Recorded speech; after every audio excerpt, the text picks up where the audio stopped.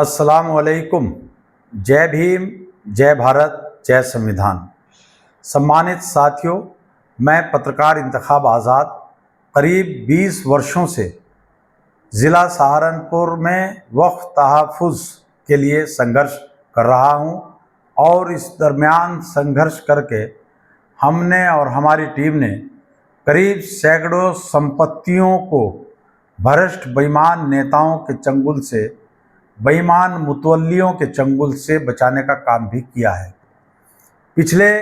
करीब 2.5 वर्षों से हम वक्फ नंबर 322 मौलवी नाज़िर हसन की संपत्ति को लेकर संघर्ष कर रहे हैं और इस संघर्ष के दौरान हमने विभिन्न तरह का जुल्म भी इन वक्फ माफियाओं के हाथों सहा है। हमारे ऊपर जितना ये भ्रष्ट और बेईमान उलेमा सू जुल्म कर सकते थे या करवा सकते थे, इन्होंने करवाया है। ये मज़हब की आड़ में दीन का हवाला देकर वक्फ संपत्तियों को खुर्द बुर्द करके अपना आर्थिक साम्राज्य खड़ा किए हुए हैं। इसमें जमीयत उलेमाए हिंद के राष्ट्रीय अध्यक्ष हज़रत मौलाना अरशद मदनी साहब के बेटे मौलाना हबीबुल्लाह मदनी, मदरसा मज़ाहिर उलूम जदीद की शुरा के सदस्य मौलाना साजिद काशफी, इस कमेटी के सेक्रेटरी असद हक्कानी और 3-4 लोगों का गैंग वक्फ माफियाओं के साथ मिलकर मौलवी नाज़िर हसन की संपत्ति को खुर्द बुर्द करके करोड़ों के वारे न्यारे कर रहा है। इस संबंध में हमने लगातार आर्टिकल लिखे, लगातार संबंधित अफसरों को जानकारी दी और पुलिस प्रशासन के अफसरों से मिले। हम जामा मस्जिद के ज़िम्मेदारों से मिले, शहर काजी से मिले, मुस्लिम विधायक और सांसद जो हैं उनसे मिले, या मुसलमानों के नाम पर जो सियासत करते हैं लोग, उन सब से हमने मुलाकात की। मगर साबिर अली खान, हैदर रऊफ सिद्दीकी जैसे 2-3 लोगों को छोड़कर कोई भी आदमी इन भ्रष्ट और बेईमान उलेमा सू और एक पूर्व दर्जा प्राप्त राज्य मंत्री द्वारा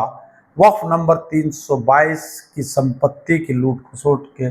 मामले में उसे बचाने के लिए ना तो हमारे साथ खड़ा हुआ और ना ही आ गया।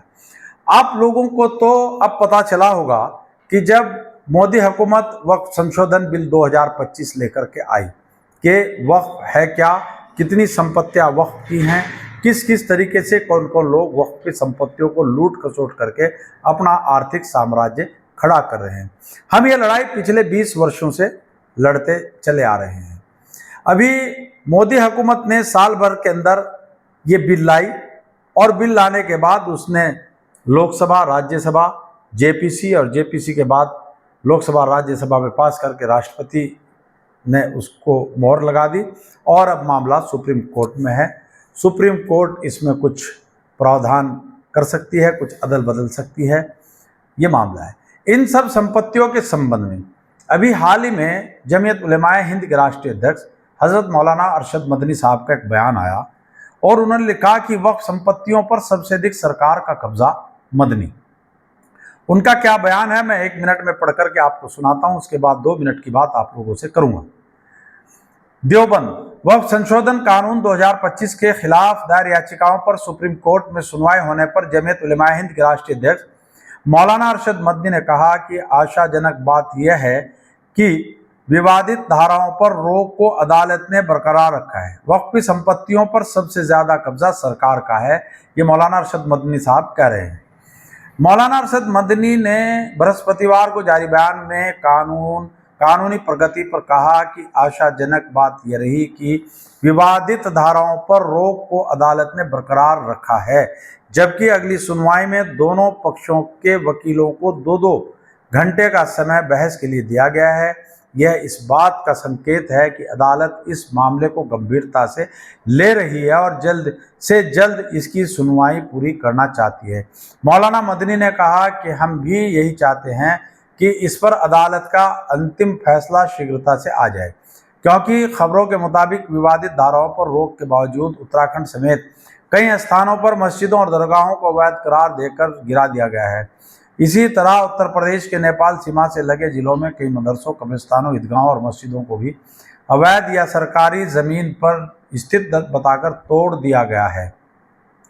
मौलाना मदनी ने कहा कि एक सच्चाई यह है कि वक्फ संपत्तियों पर सबसे ज्यादा कब्जा सरकार ने ही कर रखा है, जबकि यह दिखाने की कोशिशें हो रही हैं कि वक्फ की आड़ में सरकारी ज़मीनों पर मुसलमानों का कब्जा है। ये बात मौलाना अरशद मदनी साहब ने कही। जब मैं यहाँ पर कुछ बोलता हूँ, कुछ कहता हूँ और इन वक्फ चोरों से मुतालिक बात रखता हूँ,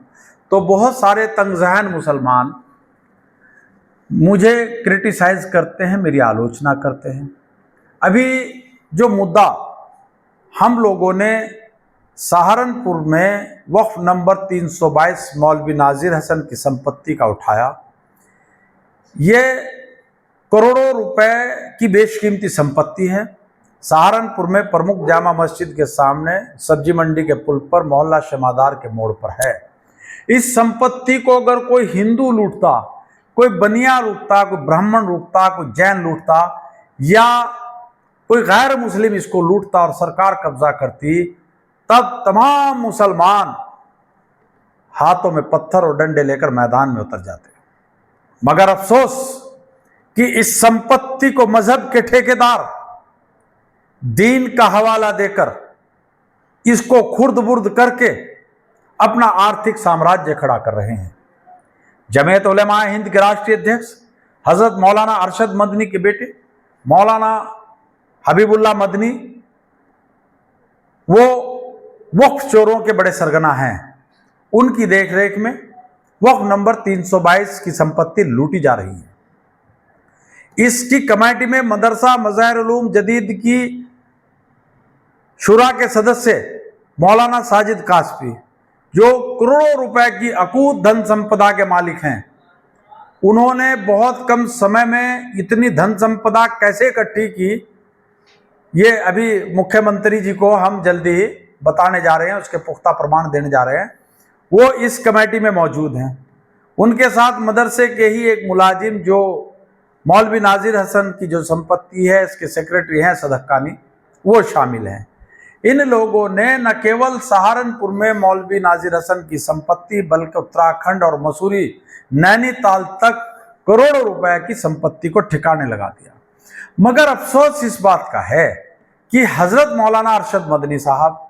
मोदी की आंखों में आंखें डालकर वक्फ के तहफ्फुज के लिए लड़ाई लड़ते हैं। अमित शाह को चुनौती देते हैं, उत्तर प्रदेश में योगी आदित्यनाथ को आंखें दिखाते हैं, तो उत्तराखंड में भी उनको वक्फ संपत्तियों के खुर्द बुर्द होने पर चिंता है। मगर अफसोस ये है कि जिस कौम के उलेमाए दीन को कब्र के सांप और बिच्छू की जानकारी हो, जिस मौलाना को कब्र में मुनकिर नकीर के सवालात की जानकारी हो और मुनकिर नकीर के सवालात मुर्दा कब्र में कैसे देगा, वो फेल होगा या पास होगा ये जानकारी हो, अगर उसने सही जवाब दे दिया और जन्नती हो, उसके लिए कब्र में जन्नत की खिड़की खुल जाएगी और ठंडी ठंडी हवाएं आएंगी और आराम की नींद सोएगा, इसकी जानकारी हो। जिस हजरत जी को ये जानकारी हो कि अगर मुनकिर नकीर के सवालात का जवाब कब्र में मुर्दा नहीं दे पाया तो उसको क्या सजा होगी, बिच्छू आएगा, एक डक मारेगा, 70 फुट जमीन में उतर जाएगा, फिर बाहर आएगा, फिर डक मारेगा, फिर 70 फुट उतर जाएगा और उसकी पसलियां ऐसे उसकी कब्र को नेड़ा करके ऐसे कर दी जाएंगी कि पसलियां एक दूसरे में को निकल जाएंगी। फिर कब्र ही नहीं, फिर आसमान में जन्नत में दूध की नदियां, शहद की नदियां, बेहतरीन फल, ट्रांसपेरेंट हूरें, जिनके गले में को पान अगर वो खाएंगी तो ट्रांसपेरेंट होगा, वो उतरता हुआ दिखाई देगा। इन सारी चीजों की जानकारी है। मगर अफसोस कि इन हजरत जी को अपने गृह जनपद सहारनपुर में अपने बेटे के कारनामों का नहीं पता। इन हजरत जी को जो मुसलमानों को मंचों पर खड़े होकर के कहते हैं कि अल्लाह और ओम एक है और तालियां मंच पर बजाते और बाद में विवाद खड़ा होता है, उन हजरत जी को ये जानकारी नहीं है कि उनका बेटा हबीबुल्लाह मदनी सहारनपुर में मदरसा मज़ाहिर उलूम की देख रेख में वक्फ नंबर 322 की संपत्ति को खुर्द-बुर्द करके अपने पेट को हराम कमाई से भर रहा है। उनके साथ मदरसा मज़ाहिर उलूम जदीद की शुरा का सदस्य मौलाना साजिद काशफी और एक असद हक्कानी नाम का उनका मुलाजिम जो सेक्रेटरी है, ये सारे मिलकर के वक्फ नंबर 322 की संपत्ति को ठिकाने लगाकर अपनी जेब को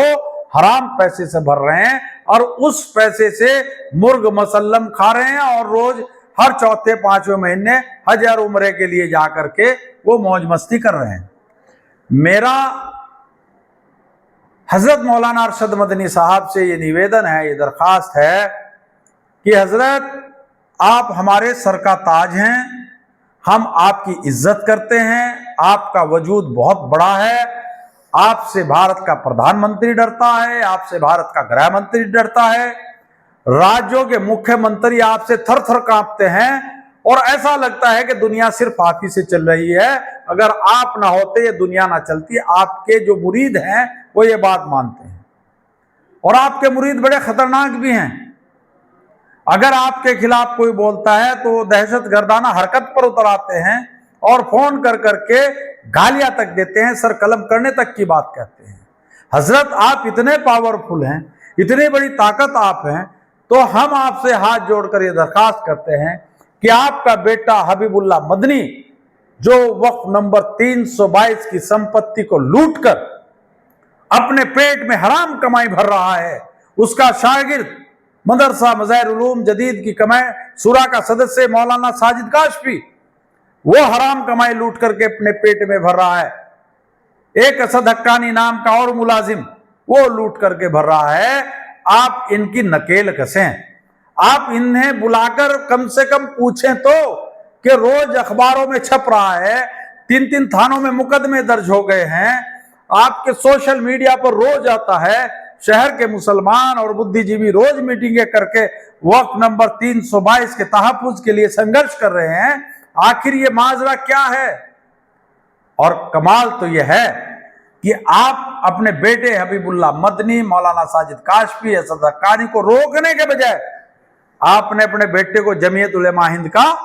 जिले का सदर बनवा दिया और एक को शहर का सदर बनवा दिया। आप इसका मतलब यह है कि वक्फ चोरों को आप संरक्षण दे रहे हैं। वो बात अलग है अगर आपके लेवल पर मसला हल नहीं होगा। हम जल्द ही उत्तर प्रदेश के लोकप्रिय मुख्यमंत्री योगी आदित्यनाथ जी के पास जा रहे हैं और ये सारा मुद्दा, सारी इनकी हराम की कमाई, सारी संपत्ति जो इन्होंने देश भर से मजहब के नाम पर, गरीब यतीम के नाम पर सदका ज़कात खैरात इकट्ठी करके वो इकट्ठी की है, सारे की जानकारी हम गृह मंत्री अमित शाह को भी देंगे और हम उत्तर प्रदेश के मुख्यमंत्री को भी देंगे और सारी संपत्तियों के डॉक्यूमेंट्स हम लोग इनके इकट्ठे करें। कहाँ इन्होंने प्रॉपर्टी के धंधे में पैसा इन्वेस्ट किया, कहाँ ये मकान ले करके खरीद फरोख्त का धंधा कर रहे हैं और कहाँ अघोषित रूप से शराब माफियाओं के साथ इन्होंने पैसा लगा करके अधिक धन कमा रहे हैं, ये सारे मुद्दे हम बताएंगे। तो मेरा मौलाना से भी हाथ जोड़कर दरख्वास्त है और मुस्लिम समाज से भी ये दरख्वास्त है कि इन वक्फ चोरों के खिलाफ सरकार के साथ साथ आप अपने अंदर जो आपकी आस्तीन में छुपे, मजहब की आड़ में छुपे वक्फ चोर हैं, इनके खिलाफ भी आप मुहिम चलाएं, वरना वो दिन दूर नहीं जब आप वक्फ की एक एक इंच जमीन के लिए तरस जाएंगे, तड़प जाएंगे। कुछ पर सरकार कब्जा कर लेगी और कुछ को ये भ्रष्ट और बेईमान उलेमा सू बेच करके ठिकाने लगा देंगे। साथियों, आपने मेरी बात को ध्यानपूर्वक सुना, उसके लिए आपका बहुत बहुत शुक्रिया। खुदा हाफिज।